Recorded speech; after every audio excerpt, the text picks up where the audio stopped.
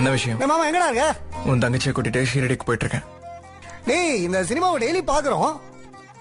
ஆனா நீ பாக்குற ஆங்கிளும் நீ சொல்ற கான்செப்டும் எனக்கு ஏன் தோணவே இல்ல? அது நாதாரி பசங்களுக்கு எல்லாம் ஒன்னும் தோணாதுரா. உன் வேலை முடிஞ்சதுனால என்ன வேணாலும் பேசுவல நீ. Now Geeta is my wife டா. டேய், தைரியம் இருந்தா அவளை தொட்டு பாடுறா. செருப்பு கட்டி அவ அடிக்கலனா என் பேரை நான் மாத்திக்கிறேன். ஏய், மரியாதையா போன வேல வேற ஏதாவது சொல்லிடுவேன்.